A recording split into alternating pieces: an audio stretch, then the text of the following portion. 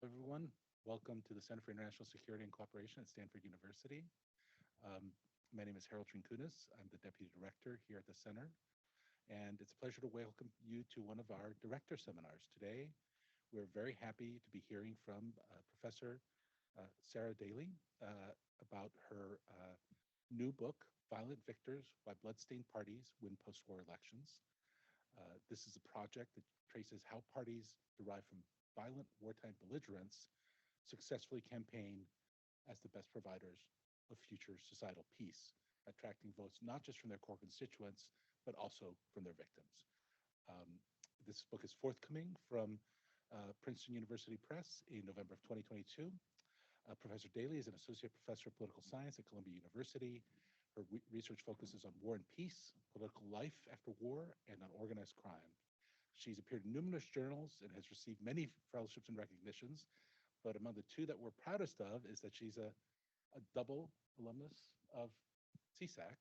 She not only was one of our honors graduates, receiving her BA with honors from Stanford, but she also was a fellow here at CSAC about, we think, 10 years ago. So it's a real pleasure to welcome Professor Daly back, especially considering that this is homecoming weekend. So especially significant for our fellowship and honors alumni. So without much further ado, I'm going to turn this over to Professor Daly, who will be speaking for about 35 to 40 minutes, and then we'll have an opportunity for some Q&A and discussion. I'll moderate the Q&A and discussion when it comes to that time. Thank you for joining us.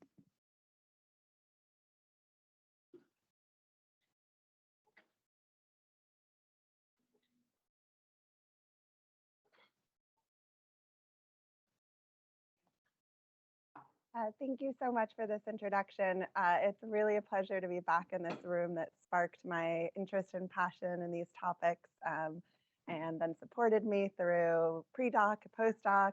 I remain an affiliate, hopefully for life of CSAC, and so it does feel like a homecoming to come back here.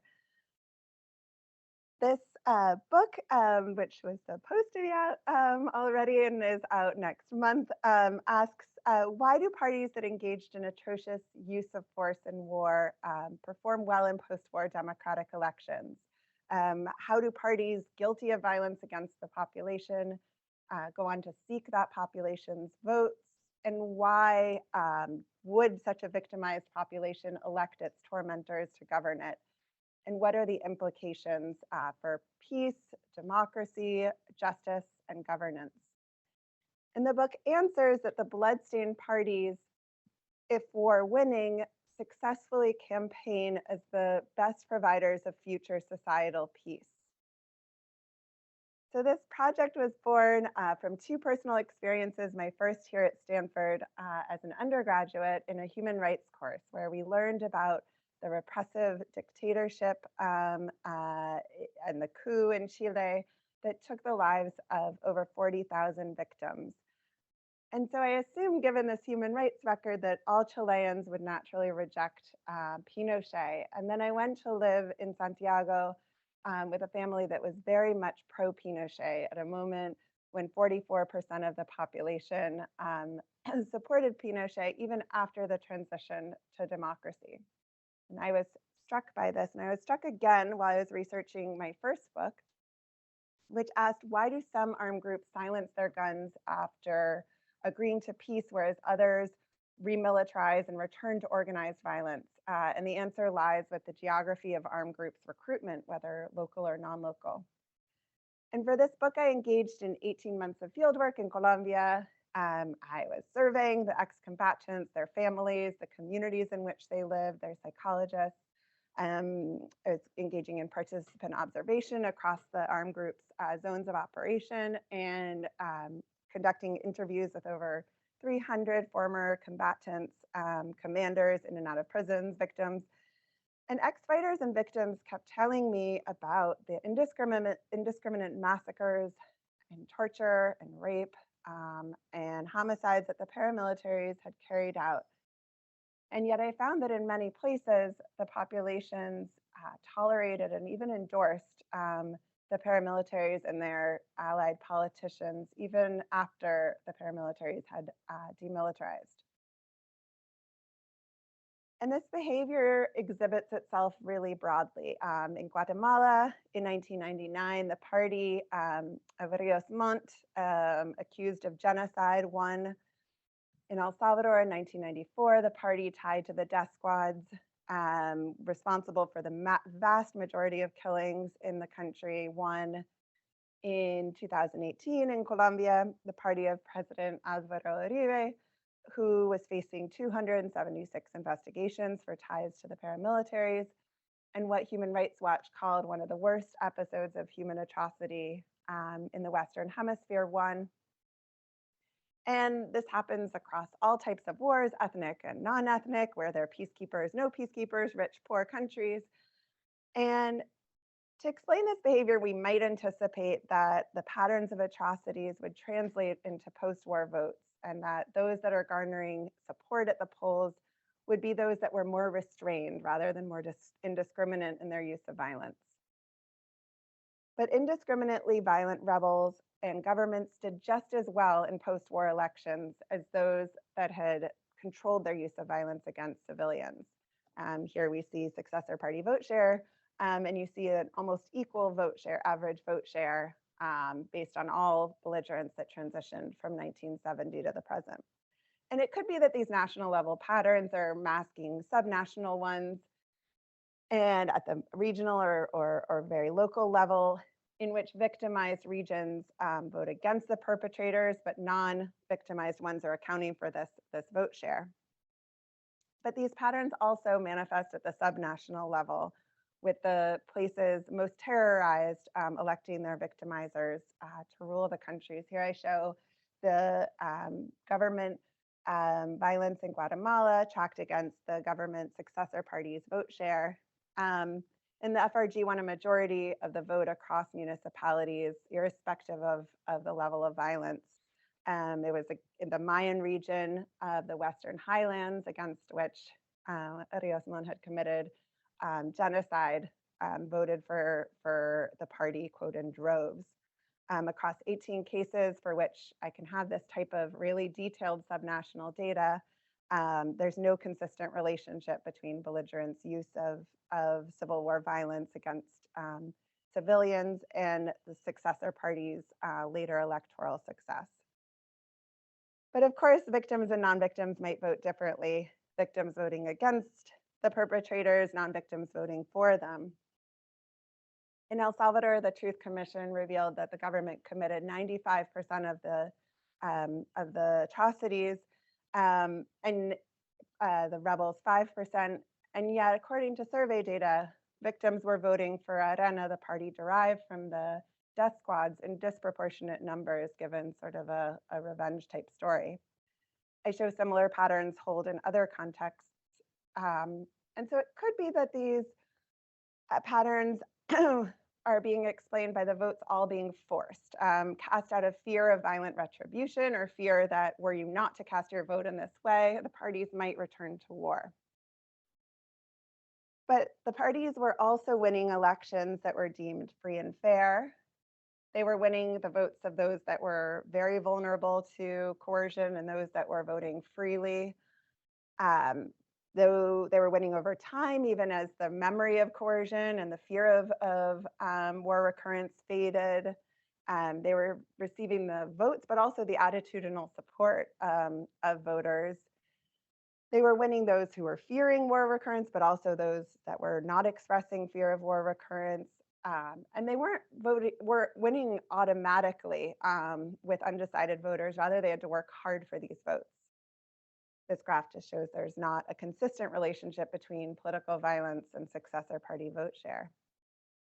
I find that it's also not the case that voters were in a fog of war and ignorant about the atrocities, or didn't know whom the perpetrators were, or that this is all being explained by ethnic contexts in which citizens were voting for co-ethnics, irrespective of their violence, or that wartime popular support or organizational assets, incumbency, partisanship could account for these patterns. So what's going on? I'm going to walk you through my violent victors theory and show you how I go about testing that theory, share with you some results, and then discuss sort of next steps and extensions in my research agenda. I apologize that I have this scratchy voice. So in my book, I argue that the post-war electoral success of actors that committed atrocities in war depends not on the extent of these atrocities or the extent of coercion, but on the military outcomes of the war. Bloodstained parties, if successful in war, become deemed the most credible providers of future societal peace. So winning belligerents, and even those that just achieve a stalemate, are able to claim credit for peace. This credit for peace serves to offset and justify their use of atrocities. They convince the population to compare their violence not to a world in which no violence occurred, but to a world in which the violence continued. And relative to this very bleak outcome, they become rewarded for the relief of peace. This serves to cleanse their past military records such that they emerge with this reputation for a competence on security. So part of the story that's often underappreciated is that belligerents often face rule-abider, non-belligerent parties and populations that question whether the belligerents will re-victimize in the future. This means that to perform well in these elections, the belligerents usually have to reach beyond their hardcore wartime supporters to win over swing and victimized voters. So this means that the war winners have to signal not only strength, but also restraint. And signals of restraint might be purging human rights abusers from their candidate lists or running them in closed lists, while keeping the strong leader in charge to signal the security credentials, also moderating positionally. This optimal strategy I call the restrained Leviathan playbook. And with such a playbook, the belligerent party can own the security valence issue that's paramount to large numbers of voters emerging from the anarchy of war, and thereby perform well in elections. And these elections have broad implications. In electing security, voters tend to gain peace and security, but at the cost to justice, democracy, and welfare. The theory has predictions for how non-belligerent parties and losing belligerent parties will campaign and how they'll do with voters, how the parties will do over time, what happens in the case of stalemate. And I'll discuss some of these sort of nuances to the theory in the empirical discussion, but we can also return to them in the Q&A. So I test this explanation with a variety of data. I look at cross-national data on all belligerents emerging from war from 1970 to 2015. This is a data set of 205 belligerents across 56 countries. And I also use subnational data on atrocities, war outcomes, and election results across 18 countries. There are environments in which the theory is more challenged to explain outcomes, and so I look at the ability of the theory to explain ethnic wars, wars over territory, and non-programmatic politics using this cross-national data. To understand party strategies, I turn to Central America, where you have the full range of war outcomes, from rebel victory in Nicaragua to government victory in Guatemala with stalemate or draw in El Salvador. I also look at party strategies in Colombia, a case of a relative government win. I use archival research and hundreds of interviews with politicians and victims and belligerents over 2 years of field work, relying on analysis of party platforms and their propaganda, their electoral targets, their candidate lists, using natural language processing, but also qualitative hand coding. For voter strategies, I use a survey of 1,500 citizens in Colombia with a large oversample of victims with a variety of experiments embedded, conjoint, vignette, and list experiments. And then I use observational survey data from across 16 countries around the world, where I find that 54% of the world's voters in these countries are security voters, and they disproportionately vote for the winning belligerents. To understand the implications of these elections, I turned to an original data set of 784 paramilitary mayors derived from 42,000 pages of Supreme Court sentencing documents in Colombia. And then I use a regression discontinuity design. I use existing data on liberal democracy and amnesties to test the effect on justice and democracy. And then I use original data on remilitarization after elections and on who remilitarized to understand the effects on peace. So I'm just going to show you some results, the items shown in red today, because it's a big project with lots of pieces, but I'm happy to answer questions about any of the other pieces, and I'll sort of hint at them over the course of the remainder of the talk.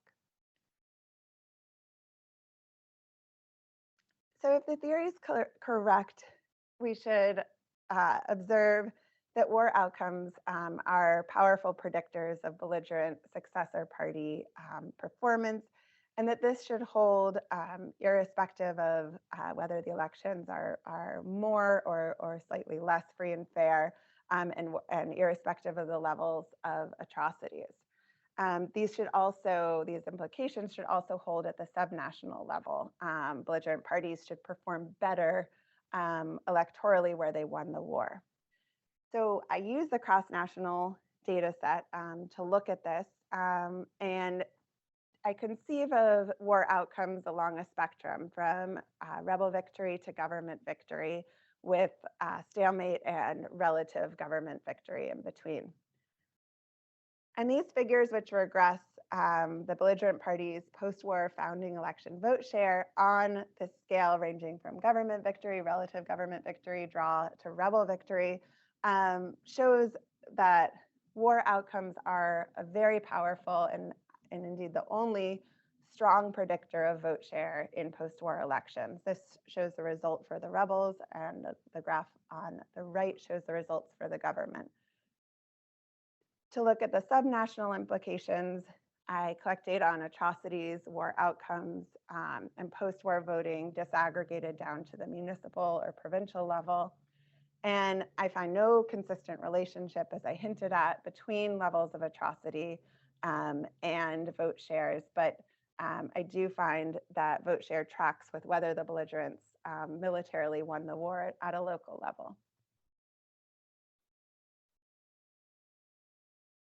So turning to party strategies, the book argues that war outcomes characterize parties as war winning, war losing, or non-belligerent, and that this then influences how they devise their programs and platforms, where they position themselves ideologically, whom they choose as their candidates, whether they're going to put forth one of their human rights abusers or they're going to put forth clean civilians, and whom they're going to target electorally, whether they're core voters or swing co-optable voters. And these party strategies then affect voter strategies. So I'll walk you through the empirical tests from the Guatemalan case, but I'm happy to discuss the other cases in the Q&A. And this is a case of a highly asymmetric military war outcome in favor of the government, essentially a government win. And Guatemala's 36-year war was brutal. The military under Rios Montt carried out what's been referred to as the Mayan Holocaust, classified as genocide by international law. The Truth Commission found that government forces committed over 90% of the violence. And in 1999, founding free and fair elections were held, and these pitted brutal Rios Montt's FRG party against the PAN party, which is a party without blood on its hands, a party formed by technocrats and businessmen that it had no involvement in the military governments. And then the losing, far less violent URNG rebels also tried their hand at the polls. And I'm going to tell the story of how the untainted rebels and the untainted PAN and the far less tainted URNG lost these elections. I'm going to tell you a largely qualitative story, but I'm happy to tell you about how I look at this more quantitatively with automated text analysis and machine learning. And I draw on in-depth interviews to understand party strategizing and strategies, and on amazing archival holdings at Princeton, which has 11,000 ephemera on the Guatemalan conflict and peace process, and over 2,000 declassified primary source documents held at the National Security Archives. So to set the stage, coming out of war, as the theory predicts, the Guatemalan electorate were victimized, cared about security, and included many unaligned voters. Approximately 1/5 of the population were direct victims of the conflict. Counting their networks, a very large proportion of the Guatemalan electorate were conflict affected. And there was a sense of a strong sense of relief with peace when peace came to the country. At the same time, 34% of respondents cited security as the most important issue facing the country. And this is a proportion equal to all economic issues, from welfare to unemployment to poverty combined. And insecurity especially concerned unaligned voters, which comprised 89% of the electorate. So this meant that to perform well electorally, parties had to appeal beyond their core voters and to capture the votes of these victimized security and swing voters. So the theory predicts that non-belligerent parties unstained by the blood of the war, their optimal strategy will be a rule-abider strategy to offer security within the confines of the law, given that they can point to their clean records in war. The table lists the full set of predictions, but PAN conformed to these expectations. It ran as the party that respects the law.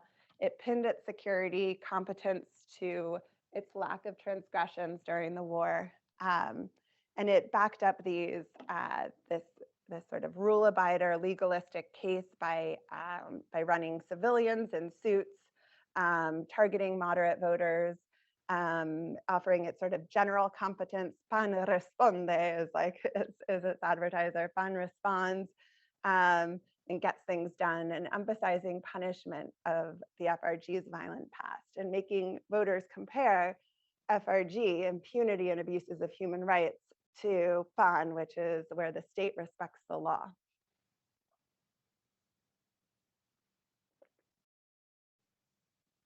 And in response to this strong plea that voters choose an unstained party, FRG, is predicted by the theory, adopted the optimal strategy for a winning belligerent, a strategy which I call a restrained Leviathan strategy.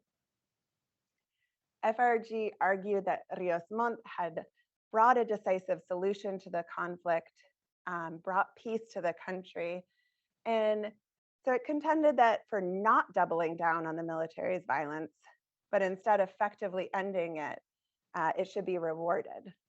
Rios Montt claimed it will be history, meaning the record of pacification, that will judge what has been done in the past, meaning this record of atrocities. And FRG perceived this sort of prospective security competency to lie with its ties to the coercive apparatus, and its symbolic edge captured in its strongman. Rios Montt was sort of the old-fashioned caudillo who arrives on a horse to save the nation. It then primed the security issue, arguing that Guatemala was emerging from anarchy, war of all against all, that justified kind of the submission to a strongman, in Hobbes's terms. And then it emphasized security competence over position, on which it had a strong disadvantage given that it was a far-right party, by moderating ideologically. And here you also see that it's running the strongman. Rios Montt was always appeared in fatigues in the military uniform. But the opposition's ads warned voters that FRG has, quote, bullets prepared for the future. And so FRG had to signal restraint. And so one way that it did so is pairing Rios Montt with leftist Portillo, who was a victim of the conflict and therefore could signal that FRG would not re-victimize the former armed and unarmed political left. And FRG took the further costly signal of restraint by purging human rights abusers from its list and stacking its ticket with mostly civilian candidates, including many of its former enemies and victims. The theory predicts that war losers, they lack this sort of ability to offset their violent past with credit for peace. And this means that they have little credibility as providers of security in the post-Civil War period. Their optimal electoral strategy, therefore, is to apologize for their transgressions, purge their ranks, appoint only civilian candidates, and advance more ideologically distinctive positions to compensate for their lack of security competence. A strategy I call the tactical immoderate. And this approach allows the party of the loser to survive based on this ideological brand, but it sort of sacrifices, it doesn't do well in the first election, but it can survive to contend future elections. And URG, vanquished in war, largely adopted this strategy. It argued, you cannot forget that the rumbling of the stomach is louder than the blast of the gun. It ran on non-security issues, mostly social and economic issues. It apologized unconditionally for its atrocities. It ran on a highly immoderate platform, demilitarizing, reform, transformation, restructuring, and it targeted adjacent ideological voters. It was sort of the poor, by the poor, for the poor.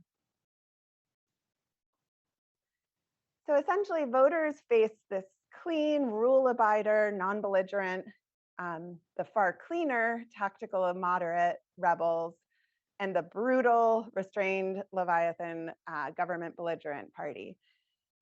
And in line with the theory, voters counterintuitively credited the brutal one, FRG, for peace, blamed the less brutal one, the rebels, for the wartime violence, and saw the non-belligerent only neutrally, not crediting it or punishing it for the war.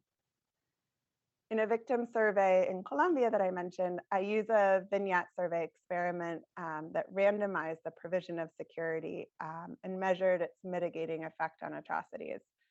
And I found support for the ability of winning belligerents to shift voters' reference points, mitigate their culpability, and cleanse their reputations for security provision.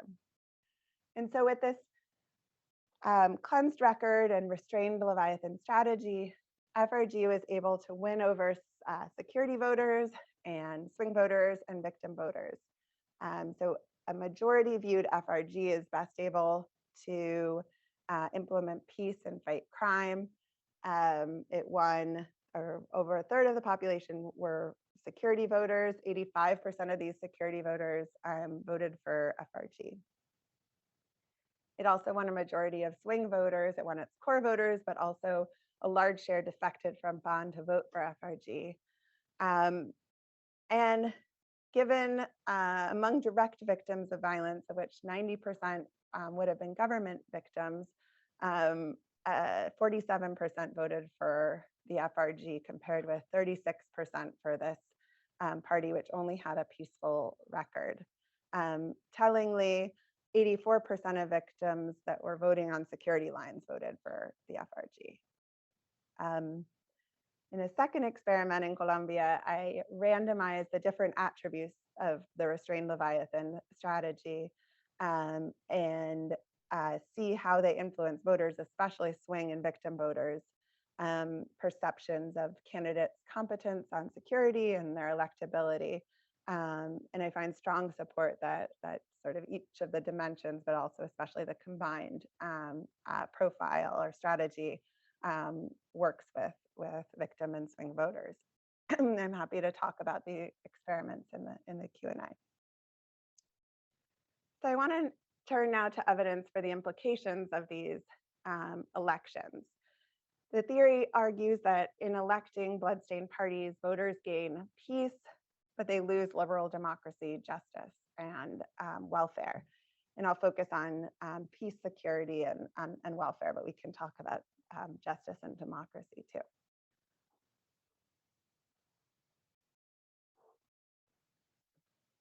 So the book's argument implies that against sort of dominant fears out there, that post-conflict elections will be highly destabilizing and lead to war recurrence, but instead they usually lead to peace. And I'll walk you through sort of the 4 different scenarios. I've spent almost the whole talk telling you about how war winners win post-war elections. And these war winners do tend to prove the best able to tie their own hands and also to deter their rivals from the losers from remilitarizing. And so if the balance of power after war remains stable, there's little reason for either the war winner or the war loser to reinitiate violence, because a new war would have the same outcome and the same electoral outcome in its aftermath. So peace should hold. This is the most likely outcome, Leviathan peace.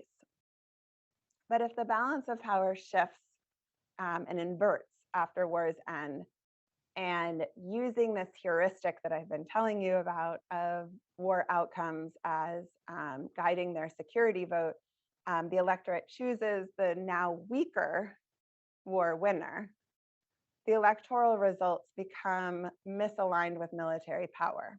And so the newly empowered belligerent, the former war loser, should be incentivized to return to war. And this is because they want to try their hands at a future war, a future election, for future polls from a position of a superior war outcome.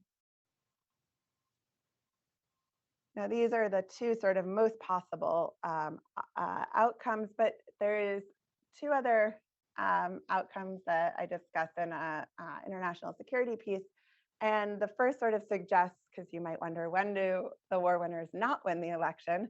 And here's some of the situations under which they don't win. The power balance holds, but the war winner will lose the election, usually to a non-belligerent party. That's when security is not highly salient for the electorate, because the war, for example, took place very far away, or the belligerent successor party campaigned poorly. They didn't adopt the restrained Leviathan strategy, or voters prefer rule of law over law and order. And so in this scenario, the war winner loses the election, but concedes the loss because they anticipate no future security voting following another war and another election, and therefore peace holds. And then finally, what I call a recalibrated peace holds when the power balance shifts, but citizens do engage in updating of the power balance and elect the newly strengthened war loser. And given the power shift, the war winner would enter future polls the war loser, and therefore peace also holds. And so I use this data on which belligerent reinitiated, if anyone initiated new fighting, and which one initiated new fighting, and data on changes to the balance of power from demobilization, recruitment of troops, international exit or entry, acquisition or deacquisition of arms. And I explore the risk of war recurrence with the different scenarios. And belligerents prove significantly more likely to demilitarize if the power balance held stable and the war winner won the election. Where the power balance became inverted and the war winner nonetheless won the election, the belligerents tended to plunge the country back into war. These other 2 scenarios are far less common, but also were faced a negligible risk of remilitarization. I take into account selection into the universe of cases and all sorts of variables that would confound the relationships as a sort of a second cut at this. And I find that the predicted probability of remilitarization in the scenario where the war winner nonetheless wins the election following an inversion of the balance of power is 56% compared to less than 1% if the power balance sustains or if it shifts and the war loser wins the election. But in electing Leviathan peace and in gaining security, the book's argument suggests that citizens often sacrifice social welfare. One of the challenges in studying governance implications of these bloodstained party elections is that many of the factors that might influence whether the parties get elected or not might also influence how they govern. And so I use this data set of 784 paramilitary tied mayors derived from these Supreme Court sentencing documents because it provides a large enough sample to use a regression discontinuity design to compare the administrations of paramilitary mayors that barely won with those that barely lost the election. And I find that elections of paramilitary politicians generated an improvement in security, but at great cost to social welfare. And so when a paramilitary mayor barely won an election, the municipality experienced on average an 85% reduction in thefts compared to when this politician barely lost the election. Among municipalities that elected paramilitary mayors, educational coverage was 17% lower and educational spending 61% lower compared to municipalities in which such mayors narrowly lost. The mechanism that I take up in a BJPS piece is that politicians' prioritization of security crowds out resources for social welfare. So where to go next? So the book uses the analytic tools of political behavior to answer important questions in international relations about war and peace. It also demonstrates the value of bringing security issues, which are at the core of IR, into more centrally into the field of political behavior. So this intersection, I think, offers several avenues of future research, and I welcome your comments on this agenda. So first, political life after war likely varies depending on whether the main war cleavage was ethnic or non-ethnic and whether the rebels were seeking state takeover or instead territorial autonomy or secession.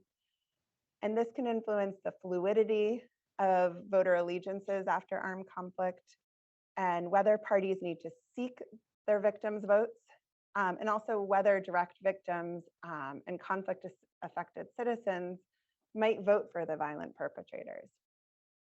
So in the book, I show with cross-national evidence and anecdotal cases that the argument does apply broadly to ethnic and territorial war contexts, but I'm looking into this in greater depth using the comparative context of the Balkans, where you have the full range of war outcomes. The book is about the immediate aftermath of war, but it has implications for longer term political trajectories. And I think these merit greater investigation, particularly how these bloodstained parties evolve, their security brand over time, the extent to which they engage in democratic backsliding, even if they buy into the system that rewards them in the short term. On transitional justice, the book supports a logic of consequences over a logic of appropriateness. And in an extension, a co-authored project, we're examining experimentally whether transitional justice has its assumed impact on victims' emotions by sharing with victims randomized videos of real transitional justice proceedings, apologies, denials, punishment, and acquittal. The logic of the book may also apply to other types of insecurity, especially common crime, with parties similarly positioning themselves to win voters and citizens similarly engaging in security voting, electing strongman Democrats in sort of this other security issue. And I think this merits study. finally, the book is about public opinion toward the use of force domestically. An extension is to study public attitudes toward the use of international force after internationalized civil wars, such as those in Iraq, Syria, and Ukraine. So those are some of my ideas, and I welcome others. So thank you so much for having me, and I look forward to your comments and questions.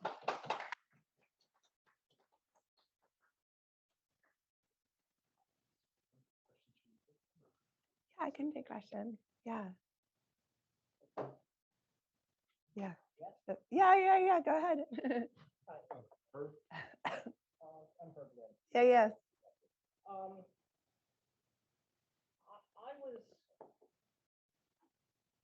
I confess that this isn't my field at all, but I was totally terrified by the first 15 minutes of your talk. Applying it, because I could see so many strong analogies to what's going on in the United States right now.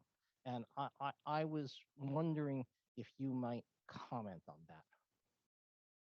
So I wrote a Monkey Cage Washington Post article about this when Trump was running for the 2020 election, and I was in the midst of writing this book or finishing this book, and it's like, you are behaving just like all of the people that I have, been studying and interviewing, and using this playbook and trying to prime, especially at that, that moment. And again, we're seeing this in the lead up to the midterms, like priming the security issue, the law and order issue, at times even appearing next to generals in fatigues to kind of flex our muscles.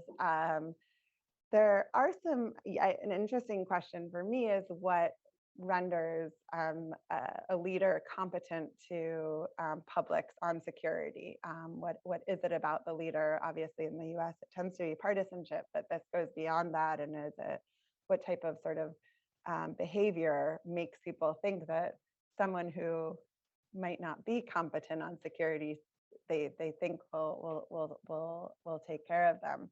And what does it mean to use violence to signal that you're somehow a protector? And so I think there are a lot of analogies, very terrifying, as you say, analogies between what's been happening in the US and the risk for democratic backsliding of using elections to get into power and then undermining the system that elected you through all of the same means that I see in many of these cases. To draw a perfect analogy would be, I think there's still hopefully is and remains a stretch between carrying out genocide against your population and what we're seeing in the US. But I think it brings, in the US, it's always been about the economy, and it brings a lot of the security issues, I think, much into a place where it hasn't been so dominant. So if you're saying anything about how to prevent this kind of illiberal outcome? Yeah, so the Monkey Cage, I wanted to write really strongly about, sort of with prescriptions, and they red inked it because they wanted it to be far more nonpartisan. And I think that they're, first of all, shoring up understanding this so that you can shore up the non-belligerent parties. And what does that mean? Helping them to know exactly which types of candidates to run that might have a better chance with the electorate to really drive home some of these positional issues versus allowing the candidate to just be very vague and all over the place on the positional map. And so there are lessons for how to prevent this, and that's something that I want to look into in greater depth, as sort of these strongman Democrats and how to and what happens in terms of their effect on democracy. I'll send you a follow-up email. Yeah, I would welcome your ideas as well. Thank you. Sarah, maybe stop sharing the screen. Oh, sure. Probably work a little better. And I'm actually going to put myself on the queue, but then I see several more questions in the room. So first of all, fascinating talk, fascinating research. So glad you're here to share it with us. I'm wondering if your project or your data allows you to maybe comment on or reflect on two other kinds of voters who supported the authoritarian project, and sort of the voters that are sort of maybe not on either side, but just want order. So in the first case, I'm thinking of some work by Jane Esberg. This is the group of voters that supports Pinochet, that supported the military dictatorships in Argentina, that excused a lot of things that happened by saying things like, "Oh, they must have done something." Right? The people who basically were rewarded, I think, in the context of U.S. politics, is that sometimes people say the cruelty is the feature, right? And what happens when the sort of the restrained Leviathan party starts maybe trying to whitewash the past or excuse it, or trying to remove the people who are, does that affect those voters over time, how they think about things? And then for the order-seeking voters, that's the group of voters who just want predictability. And maybe it isn't so much that they don't want justice, freedom, democracy. It's just after the chaos of the Civil War, a predictable but illiberal outcome is preferable to an unpredictable democratic outcome, and whether that's part of the logic of what you're seeing in the reflections of those voters. So just those 2 points. Yeah. So I'll take your second question first, which I think that is exactly what they are calculating, that they just want order emerging from conflict, and they want their governance to be in the hands of the party that they believe best able to provide order.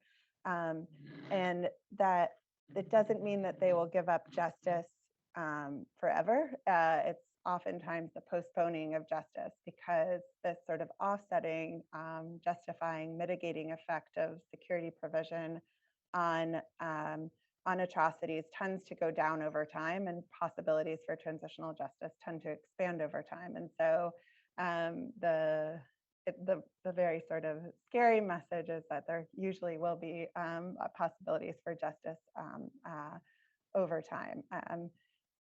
In terms of your first question about sort of core voters, I find them obviously a less puzzling group to explain. And so, I think we tend to model our Civil War civilian population as sort of in very firm camps. And something that was surprising to me as I began to do this research is how many swing voters you can have. And I think these even exist in ethnic contexts where we sort of model them as not existing. And so the theory is really about those unaligned voters, assuming the core voters sort of behave as we might anticipate. But the parties, of course, are always doing this fine dance of how to satisfy their core voters. They're appealing in my model to the swing voters, the co-optable voters, but they have to make sure they don't lose their core voters. And those that only focus on their core voters tend to perform worse in the elections. It's sort of an off equilibrium path. Was this a two-finger question over here? So 2 fingers should jump immediately on. If that's 2 fingers is to jump the line. But if you just want to get in order, okay, let's go to this side of the room then. And just identify yourself and give your affiliation. And if you're online, please put your questions in the Q&A box in Zoom. Yeah, I'm Aiden Millif. I'm a postdoc at APARC upstairs. Thanks a bunch, Sarah. This was super interesting. I think that I'm trying to get at kind of the same issue as Harold and Herb have raised, which is, so you said a couple of different things in the talk, and I'm kind of wondering, in your hundreds of conversations with people who have like participated in these elections or voted in these elections, if you could help me see what's going on. I guess the question is, are security voters prospective voters or retrospective voters? Are they trying to reward a party that has brought peace, or are they, predictability maximizers, uncertainty minimizers for the future? I the reason I'm curious about that is I think that has implications for whether or not these parties are going to have to continue using violence or continue holding the threat of violence in order to continue getting support in the future. That's a great question. These in the model, these are prospective security voters. They are predictability maximizing, order maximizing. The key part about credit for peace and sort of what you're sort of interpreting as retrospective is just how, in order to run on a prospective security platform, you have to point to competence on the issue.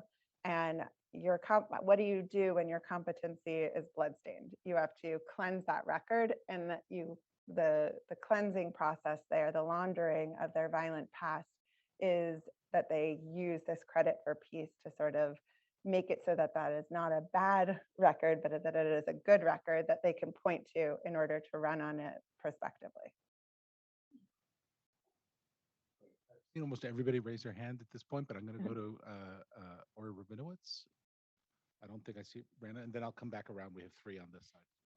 Thank you, Harold. Thank you, Sarah, for a terrific talk. My name is Ori Rabinowitz. I'm visiting here from the Hebrew University. I'm spending my sabbatical at CSAC as a visiting associate professor, and it's completely not my field, so I'm a novice, and I really found it fascinating. So my question also may be silly or not completely based.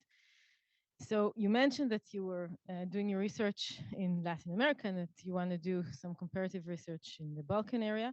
And my experiences in Israel also resonated to me in the background. And I wanted to ask if you think if there is maybe a cultural, societal component where different societies attach different meanings and different perception to violence in general.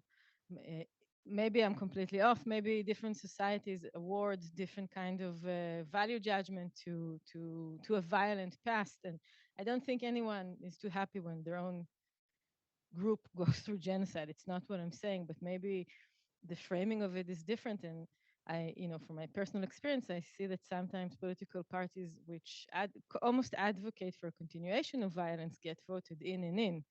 So is that a thing? So what does vary in sort of ethnic societies and in secessionist societies is that you probably do have a smaller group of these sort of unaligned voters, but that said, I think that they exist in the ethnic context. In the secessionist context, which I think is really an interesting, where there's variation, is that I'm talking about voters being able to fully cross from government belligerent all the way to rebel belligerent. So you could have been a core supporter of the government, for example, in Harold's question, and the government loses the war. You can cross all the way and become a supporter of the rebel side. I think in secessionist wars, that becomes less likely, and instead you might only shift to a non-belligerent of your same ethnic group rather than shift all the way over. So it kind of becomes more bifurcated electorates. It still means that if your side loses the war, that you will shift within your ethnic group to a non-belligerent and punish your side for losing the war. And similarly, you might shift from a non-belligerent party to a winning belligerent party on your ethnic side, but you have sort of this more bifurcated environment, and that's something that I'm super interested in. And I'm looking at it in Croatia, where you don't see the Serbs necessarily crossing over to support Croat parties. And similarly, you don't see Serbs crossing over to support Albanian parties in Kosovo, and sort of it's all very messy still for me in Bosnia, and I'm trying to figure it out. Okay, switching to this side of the room. Let's, if you don't mind, I'll just go straight down. I think let's go here and then come up towards me. And we have Hi, Jacques Bertrand. I'm a visiting scholar here from the University of Toronto. And my question follows quite nicely from the previous one because the civil wars I'm familiar with, I'm a Southeast Asianist. I've been working on some of these conflicts in Southeast Asia. So I'm trying to think through some of these dynamics, and I really like the narrative you have about security and this sort of prospective sense of the future and being able to provide security. But my first question had to do with the ethnic context. But the second, two other things that I was curious about in terms of your cases and the variance that you see is degree of violence against the population. Whether you see, you have a lot of gray zones in that respect, right? I mean, and they're geographically dispersed oftentimes. And then if there's an ethnic layer to this, how do you account for these kinds of differences, and do you see some sort of difference there? The other aspect I wanted to raise is, of your cases, how many times is it the state that wins, right? Because if it's the state, do you see a difference if it's a rebel group that wins rather than the state? Because I'm thinking in secessionist or even in generally in ethnic wars, just doesn't happen very often that the rebels win, right? And it seems to me that should change a lot the kind of narrative of security that develops in the first election. So I think that an interesting distinction is between the secessionist and the non-secessionist. And so one sort of starter is to say that war outcomes explain the vote share across all of these different types of wars. So there is this kind of generalizable finding that is just as strong across ethnic wars and non-ethnic wars across, it's a little bit less in secessionist wars, partially because of the dynamic that we were just discussing about this bifurcated, where you can't get people to shift all the way over to your side, but it still is a strong relationship, strong and significant relationship. If I were allowed to show my screens, I would show you these graphs that might. Okay, can I share again? But then turning, and I think it's also important to think about the state winning versus rebels winning. So I have a few different answers to this. The first is that thinking about it in the ethnic context, that the secessionist versus non-secessionist matters here because you have many rebel victories within ethnic wars, and there's a difference between, for example, a Rwanda versus a Philippines, and Rwanda and Burundi and Mozambique, to a certain extent Angola, these are all ethnic wars, but where the rebels were seeking state takeover, which means that after the war you have to you're living under your one electorate, and there is an incentive to reach across the ethnic divide to try to seek the votes of your former victims in a way that you don't necessarily see if you are going to have autonomy, elections, elections in a specific region of the country, and then national elections. And so the dynamic is different, and the fluidity of the allegiances, I think, is different in ways that matter, that I'm trying to pin down for this paper that I'm writing. Between state and the rebel winning. So there's this, a large literature that likes to think of the state and the rebels as distinctive, and I see them as not that different. And therefore, I look at the case of Nicaragua, which has a different dynamic, but exhibits many of the same patterns as these other cases. And this tests both the partisanship argument. You move from right wing in the rest of the cases to left wing, and from the incumbent government side to rebel side. And you see a similar sort of restrained Leviathan playbook being used in that context.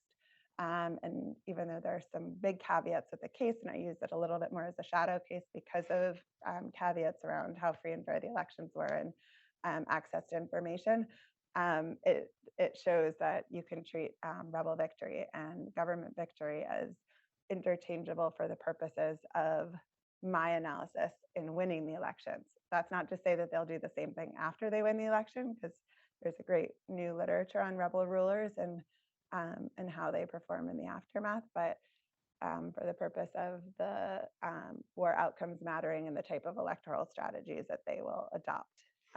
They're interchangeable. Okay, I have to figure out. I'll think about it while if others want to jump in with other questions. Hi, thank you, Professor, for a great talk. I'm Caden Green, just a lowly undergraduate here, but glad to have the opportunity to hear you speak. I just had a question in thinking about kind of your short, like when you initially showed us the your kind of takeaways. You mentioned that the Bloodstained parties have this ability to garner electoral success because they're like that option for peace. So how long are these conflicts sustained for on average in order to have that effect? Because like I'd imagine that a short conflict isn't necessarily applying a lot of pressure. So like, did you see in the case studies like a certain length of conflict and a certain intensity of conflict that would cause these results? And another quick question, kind of piggybacking on that, is this kind of like a worrying signal for belligerent parties across the world? It's like if you engage in this activity, you might actually be pretty successful using these harmful tactics. Great questions. On war duration, sort of this relationship holds irrespective of the length of the war. That said, as I hinted at the end of the talk, the assumption is that security is highly salient and that there's this relief from peace. And so in certain contexts, and this kind of goes back to the discussion about secessionist conflicts, in certain contexts, security is not going to be so highly salient. You're not going to have a broadly conflict affected country.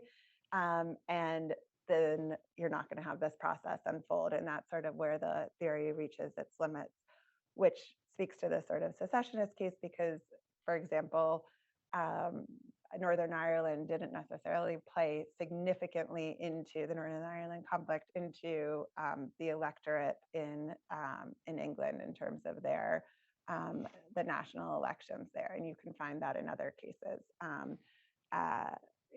The conflict in Aceh wasn't weighing on the national elections in Java. That kind of dynamic is at play. So you need security to be highly salient.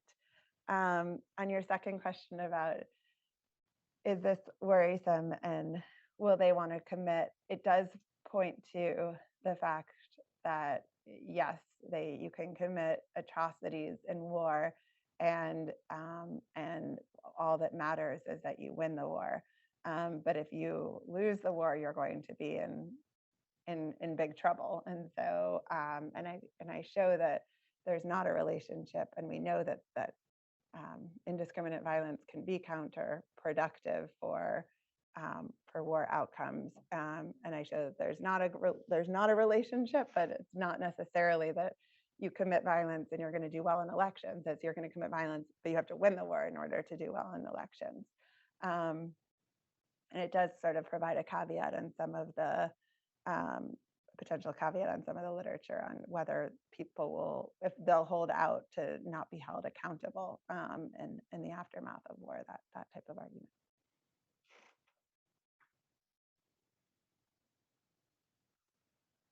Thank you for your excellent presentation. My name is Raivo Vetrik. I'm a professor of comparative politics at Tallinn University, Estonia, and currently at Stanford University Immigration Policy Lab. You mentioned at the end of your presentation that your analysis can be extended to Ukraine. Could you please elaborate a little bit? It can't be elaborated to Ukraine right now. But if in a world in which you can have an end to the conflict, hopefully that would happen, and you could have sort of elections or an ability to really understand, with sensitive question techniques or whatever is necessary to understand real preferences. All these things are very, very caveated. It would be fascinating to understand how the local population responds to the international use of force. So in this context, the perpetrators are all domestic, and the population is judging the use of force domestically. but we have all of these conflicts around the world in which it's international militaries from afar that are using atrocities. And so I would be interested in understanding how populations make sense of that international use of force, who gets credited for ending those conflicts, who gets punished for those atrocities.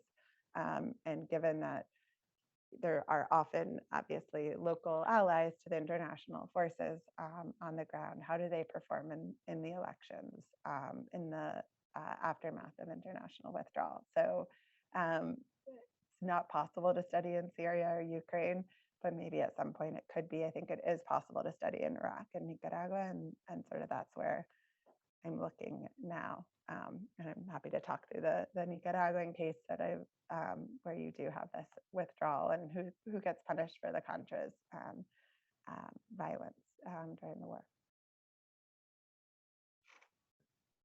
Thank you. And I think we'll go to Ian now. So if anybody wants to get on the queue again, I'm getting on the queue again.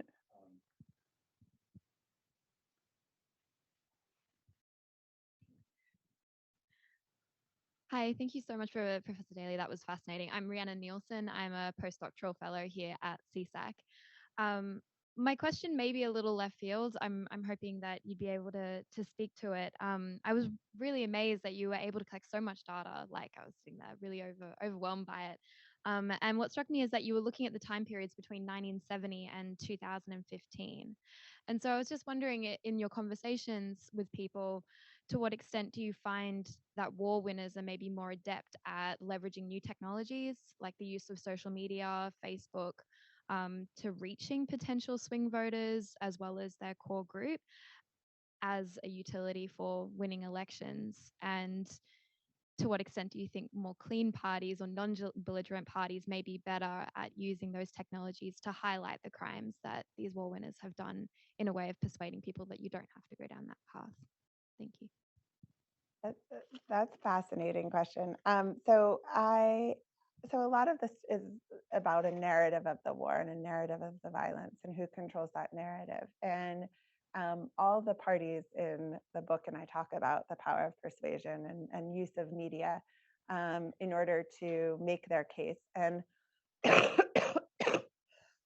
excuse me. And I'm mostly dealing with traditional media. But for example, in the Salvadoran case, where you have both sides, at a draw, at a stalemate, both sides are sort of incentivized to run as restrained leviathans. Both sides do so and sort of follow the predictions of the theory, but the government side, because it controlled the state media and was the incumbent, was better able to sort of make its case and propagate its message. And so it ended up being able to win the election and win the narrative of the violence. And so in that case, media mattered a lot. And so I sort of refined the theory to think, because that was the first case I did. And so when I went to the other cases, I really looked for the role of control of the media to see what was happening. In the Guatemalan case, they all had access to media, but I think it plays an outsized role in environments of military stalemate, where you have sort of the same type of strategy being optimal, and therefore whoever can make that case better is able to win over the electorate. So what does this mean for social media? Social media, I think, would level the playing field, and it would potentially obviously alter the ability for, for example, the government or however the media, the traditional media was set up. It will level that playing field. At the same time, we also know that it can create echo chambers and all sorts of misinformation. And so if we are thinking of the non-belligerent as sort of the truth teller about this, and the belligerent parties as trying to manipulate public opinion, I think that there is cause for concern about the ability of the belligerent parties to do more with social media. But it's not something I've looked at exactly, but I talk about it very briefly, and I think a few footnotes about what it might mean but this also goes back to the original question about the US election. And I think that that's another thing that obviously we know is nothing new here, is that we need to counter misinformation, and that favors non-belligerent parties probably, or non-belligerent candidates in our electoral system. So I just want to bring in a question from online, from Gregory Spencer, which is actually related to one of the extensions you outlined in your talk, which is about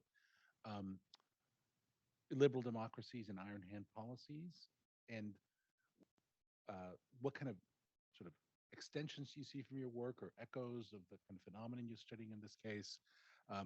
He offers up the case of Duterte in the Philippines, for example. Yeah.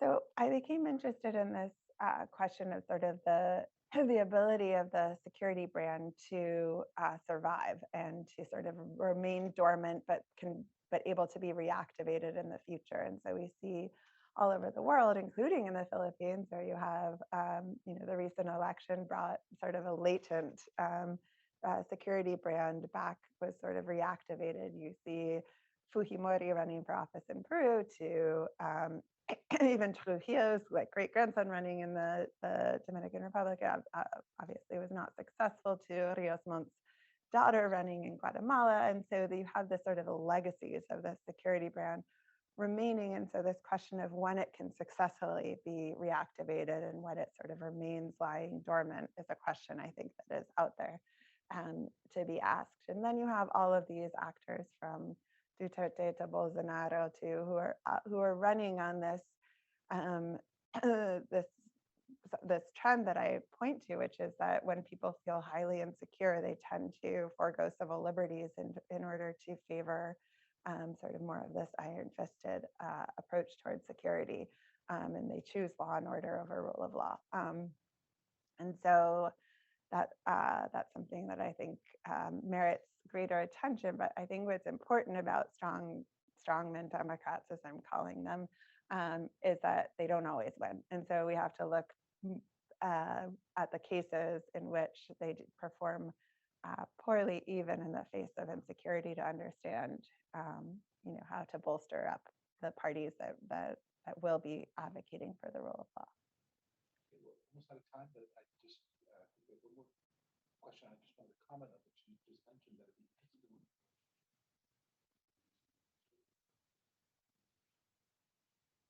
What are perceptions of the relative efficiency and efficacy of the judicial system? It is just completely unscientific look across those sort of strongman cases. You're generally looking at ineffective and inefficient judicial systems.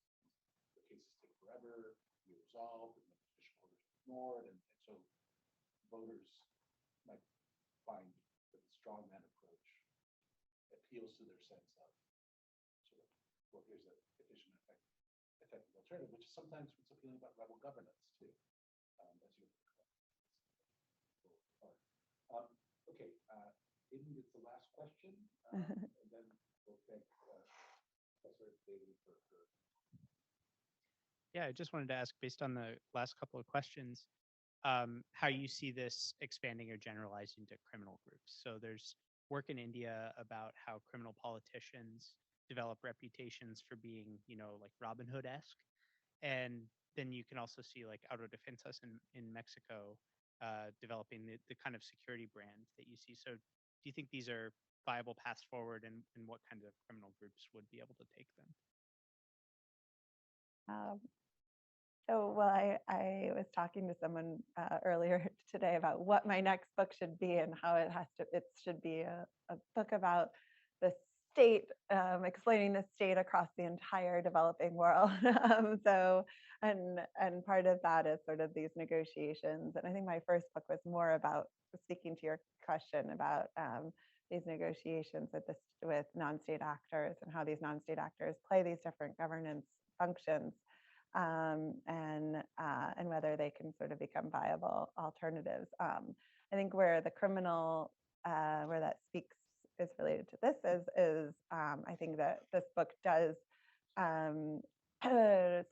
support findings in that literature that committing crimes and being, having this illicit record. And in the case of India, for example, is a signal of strength. And so what makes people confident? What makes people think that you're confident on security and going to provide your security? One thing seems to be in certain contexts, committing a crime.